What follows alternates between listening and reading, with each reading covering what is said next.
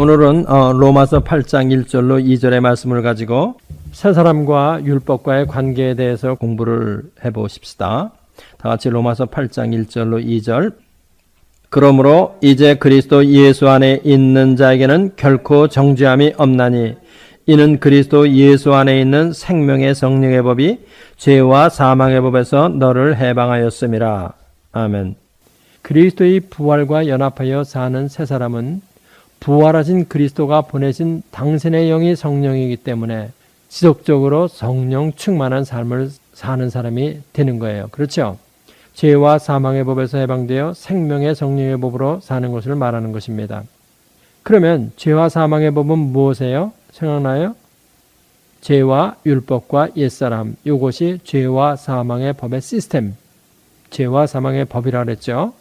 생명의 성령의 법, 생명의 성령의 법은 무엇이에요?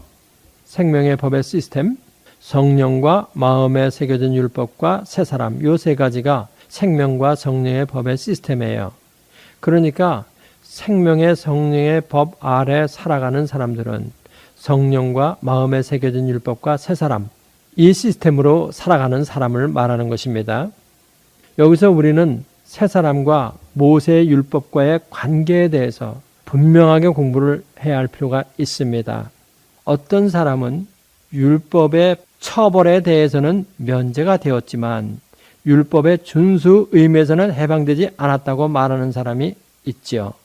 또 어떤 사람은 율법의 다른 명령은 지키지 않아도 되지만 율법의 도덕적 명령들은 지켜야 한다고 말합니다.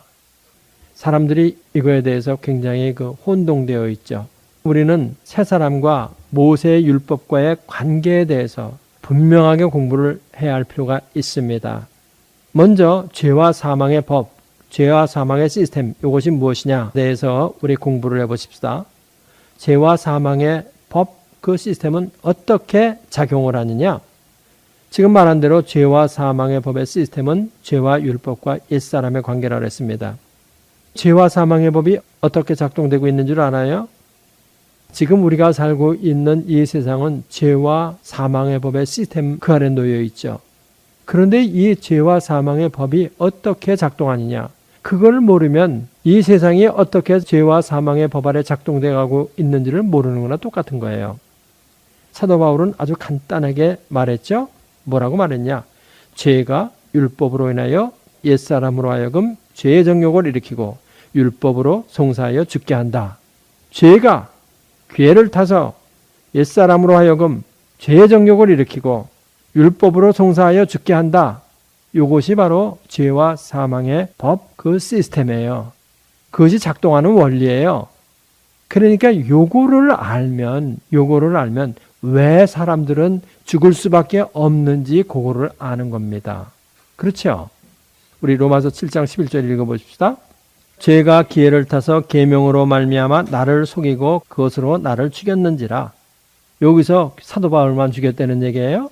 온 세상 사람들이 다 이것으로 말미암아 죽는다는 겁니다. 죄가 기회를 타서 계명으로 말미암아 나를 속이고 그것으로 나를 죽였다 하는 이 말은 무슨 뜻이냐? 죄가 기회를 타서 율법으로 말미암아 나를 속여 죄의 정욕을 일으키고 율법으로 나를 하나님께 송사하여 그것으로 죽였다 하는 이러한 말이에요. 그러니까 죄가 율법을 어떻게 사용하는지 이걸 모르면 아무것도 안 된다는 얘기예요. 죄가 율법을 이용하여 아담의 원죄 아래 있는 사람들을 로마서 7장 11절 이 공식에 의해서 죽이고 멸망시키는 일을 하는 겁니다. 사도 바울은 뭐라고 말했어요? 법이 없으면 죄가 죽은 것이다. 이렇게 말한 거예요. 법이 없으면 죄가 죽은 것이다.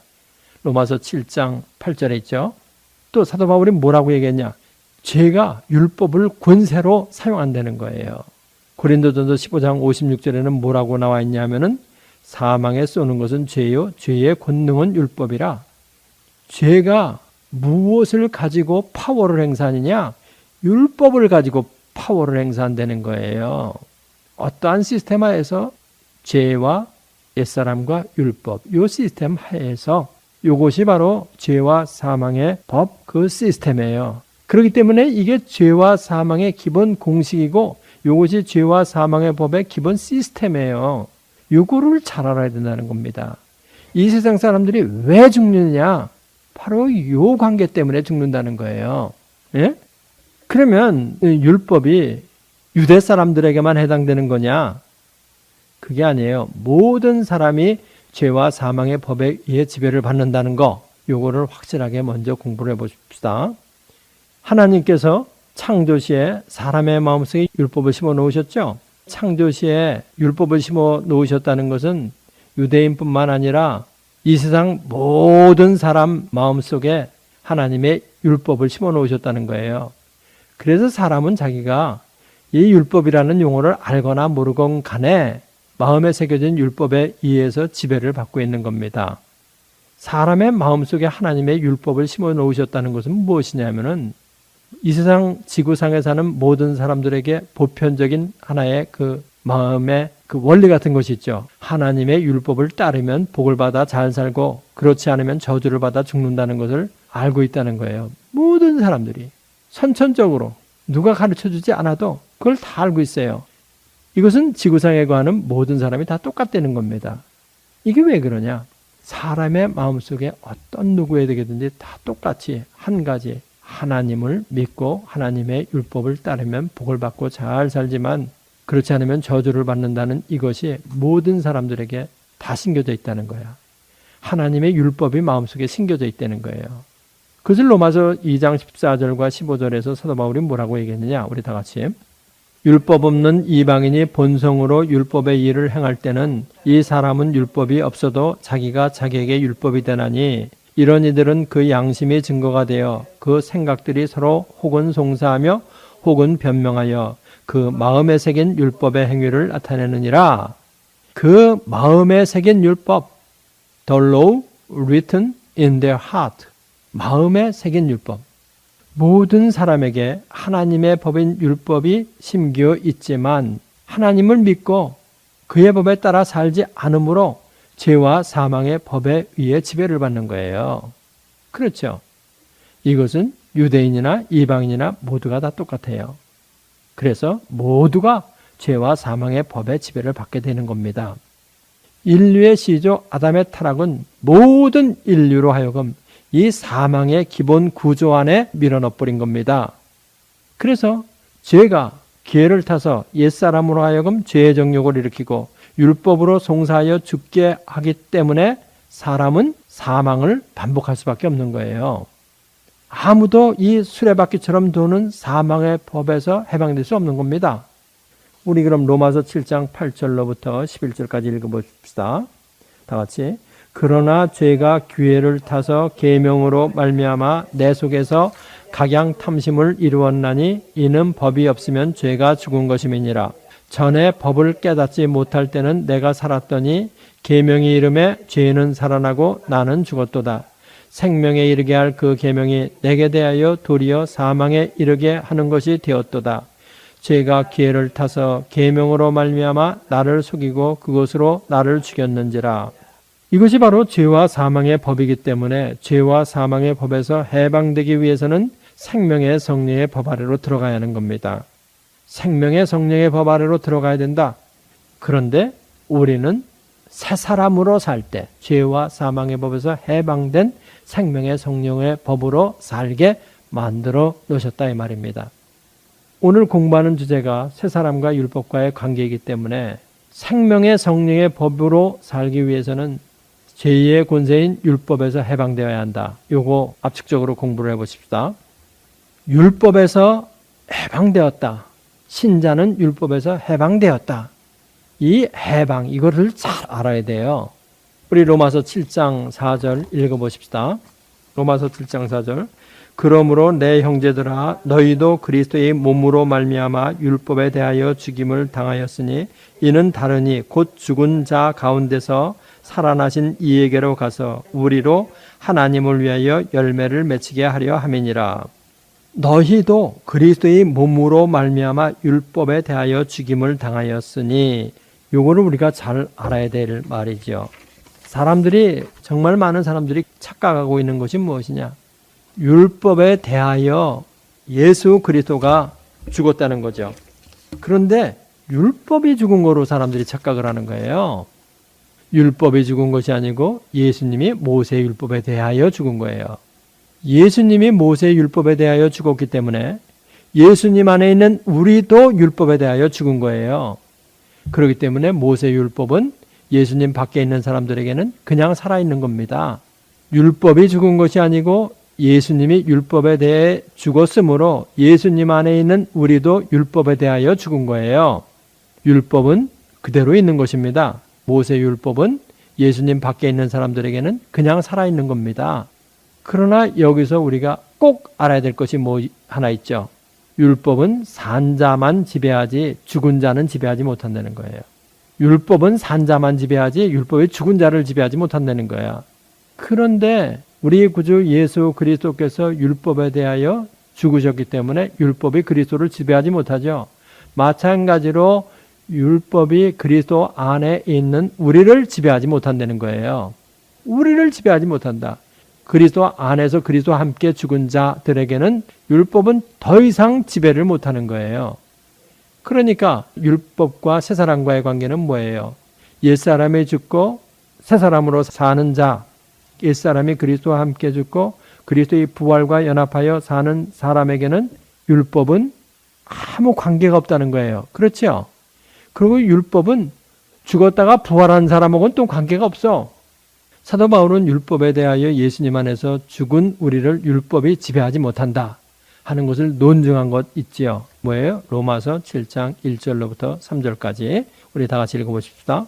형제들아 내가 법 아는 자들에게 말하노니 너희는 율법이 사람의 살 동안만 그를 주관하는 줄 알지 못하느냐. 남편 있는 여인이 그 남편 생전에는 법으로 그에게 매인바되나 만일 그 남편이 죽으면 남편의 법에서 벗어나느니라. 그러므로 만일 그 남편 생전에 다른 남자에게 가면 음부라 이르되 남편이 죽으면 그 법에서 자유케 되나니 다른 남자에게 갈지라도 음부가 되지 아니하느니라. 남편이 죽으면 남편의 법에서 해방되잖아요. 율법에 대하여 예수님이 죽었으니까 율법이 죽은 자를 지배하지 못하기 때문에 예수 그리스도 안에서 율법에 대하여 죽은 자는 지배하지 못한다는 거야. 사도 바울이 얘기하는 게 바로 그거거든요. 죽은 자는 법에 의해 처벌되지도 않고 법의 준수 의미에서도 벗어난다는 거예요. 이것이 죽었다는 말의 의미죠. 율법에 대해 죽음으로 해방을 얻은 자는 율법의 처벌과 준수 의무에서 해방된 거예요. 그러니까 죽은 사람한테 교통법규 지켜라 그래봐야 소용이 없고 죽은 사람한테 내 빚 갚아라 하고 아무리 떠들어봐야 소용이 없다는 거지. 다 처벌에서도 면제되고 준수 의무에서도 면제된다는 거예요. 율법에 대해서 죽음으로 율법에서 해방된 사람은 율법에 의해 처벌을 받지 않고 또 율법의 준수 의무에서도 해방되는 거예요. 그런데 어떤 사람은 이렇게 말하는 사람이 있어요. 율법의 처벌에 대해서는 면제가 되었지만 율법의 준수 의무에서는 해방되지 않았다고 말하는 사람이 있죠. 율법의 처벌에서는 면제되었다. 그렇지만 율법은 우리는 지금 지켜야 한다. 이런 사람은 죽었다는 말의 의미조차 이해를 못하는 사람이에요. 죽은 자에게 빚을 갚으라고 소리 질러도 빚을 갚지 않아요. 또 죽은 자는 교통법규를 지키지도 않아요. 죽은 자는 처벌이나 의무에서나 모두 해방되는 거예요. 율법에 대해 하나님이 죽었다 이렇게 말씀을 해주셨는데도 다시 율법을 지키려고 하는 사람은 일제의 치하에서 해방된 사람이 다시 일제의 지배로 돌아가겠다는 것과 같은 거예요. 사망의 권세에서 해방되었는데 다시 사망의 지배를 받겠다는 것과 똑같은 겁니다. 율법에 의해 해방된 자는 율법에 의해 처벌도 율법에 대한 준수 의무에서도 모두 해방된 겁니다.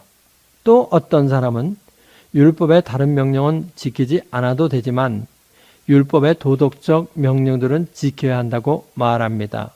이건 또 뭐냐? 모세의 율법을 의식적 율법, 도덕적 율법, 시민적 율법 이것으로 나누고 의식적 율법과 시민적 율법은 폐지되었는데 도덕적 율법은 폐지되지 않았다. 그래서 도덕적 율법은 꼭 지켜야 하지만 다른 법들은 안 지켜도 된다. 이렇게 말하는 거예요. 이 사람도 죽었다는 말을 이해하지 못하고 있는 것입니다. 그리고 이런 사람은 또 뭐를 또 이해를 못하고 있어? 아니면 벌써 성경을 수십 번 보면서 알고 있지만 성경이 말하는 것을 자기가 주장하고자 하는 신학적 체계와 맞지 않기 때문에 그 성경 말씀을 던져버린 거예요. 모세의 율법은 전체가 한 유니트이기 때문에 어느 것은 지키고 어느 것은 지키지 말라고 말할 수 있는 게 아니에요. 그렇죠? 모세의 율법을 시민적 율법, 의식적 율법, 도덕적 율법 이 세 가지로 나누고 시민적 율법과 의식적 율법은 폐해졌다. 그러나 도덕적 율법은 지켜야 한다. 그 도덕적 율법의 대표가 무엇이냐? 십계명이라는 거 아니에요. 그런데 십계명은 꼭 지켜야 된다. 그런데 그 사람 또 가만히 들여다보면 십계명 중에서 안식일을 거룩하게 지키라는 건 또 안 지켜요. 그러면서 십계명 꼭 지키라고 얘기를 하는 거죠. 율법에 대해서 사람이 죽었다는 것을 모르고 있는 거야. 율법은 그대로 있다는 걸 모르고. 갈라디아서 5장 3절은 내가 할례를 받는 각 사람에게 다시 증거하노니 그는 율법 전체를 행할 의무를 가진 자라. 율법은 전체가 한 유니트이기 때문에 어느 것은 지키고 어느 것은 안 지키고 그럴 수가 없는 거예요. 전체로 다 지키면 다 지켜야 하고 전체를 다 지키지 않으면 안 지키는 거지 어느 한쪽만 지킬 수가 없다는가. 그래서 사도 바울이 뭐라고 주장하는 거예요? 갈라디아서 5장 3절에서 할례를 받는 각 사람에게 다시 증거하노니 그는 율법 전체를 행할 의무를 가진 자라. 할례를 받는다는 그 사실 하나만이 문제가 아니라는 거야. 너가 할례를 받는다는 것은 율법 전체를 내가 지키겠다고 하는 그것이라는 거예요. 그런데 어떻게 그 어느 한 부분은 지키고 어느 한 부분은 안 지키겠다고 그럴 수가 있냐는 거지. 죽은 자는 모든 법의 준수 의무에서 해방되는 겁니다. 그러니까 사도 바울이 얘기하는 게 지금 우리가 하는 공부는 뭐예요? 새 사람으로 사는 자는 모든 사람이 다 그렇다는 거 아니죠? 새 사람으로 사는 자는 율법의 준수 의무에서 해방되었다. 이겁니다. 지금 제가 말한 거에 대해서 사도 바울이 갈라디아서 5장 1절로부터 4절까지 뭐라고 얘기했느냐? 다 같이 그리스도께서 우리로 자유케 하려고 자유를 주셨으니 그러므로 굳세게 서서 다시는 종의 멍에를 매지 말라. 보라 나 바울은 너희에게 말하노니 너희가 만일 할례를 받으면 그리스도께서 너희에게 아무 유익이 없으리라.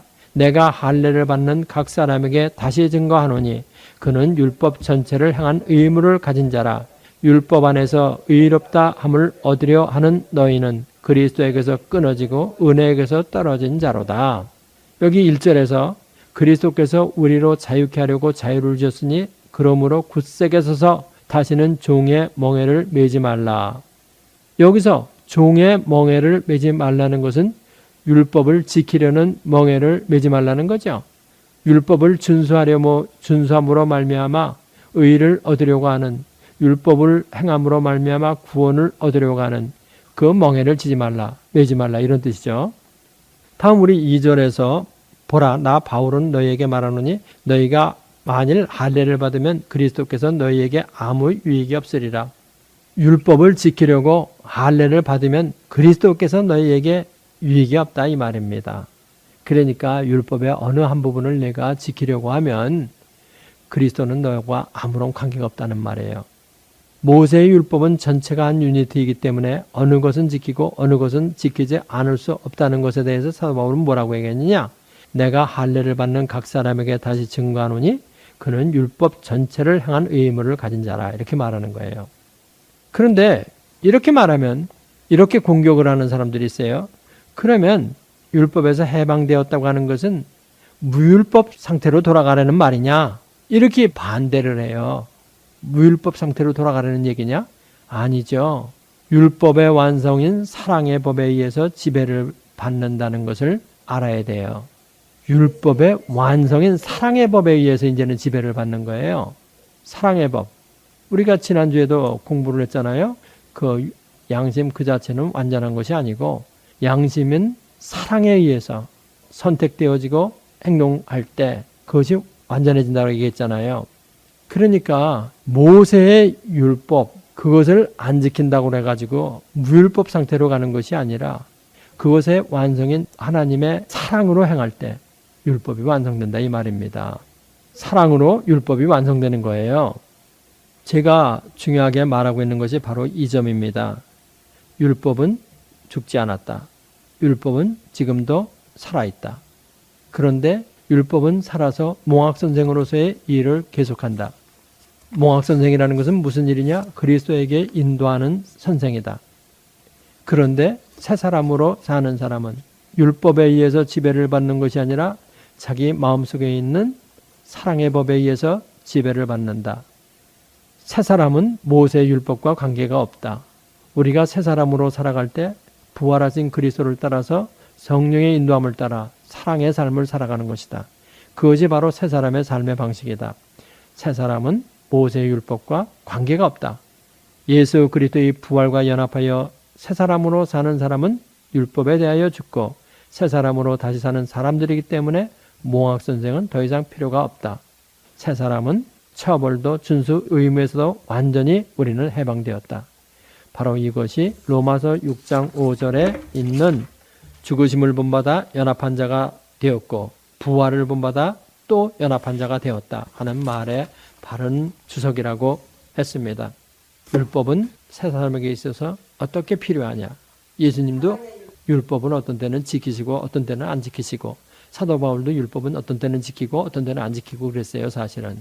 그랬죠? 그래서 그 사도 바울 경우를 예를 들어 볼 것 같으면 사도행전에 보면은 갱그리아에서 사도 바울이 서원이 있으므로 머리를 깎았다. 그리고 고린도서에 보면은 곡식을 밟고 떠는 소에게 멍에를 씌우지 말라 이런 말을 했잖아요.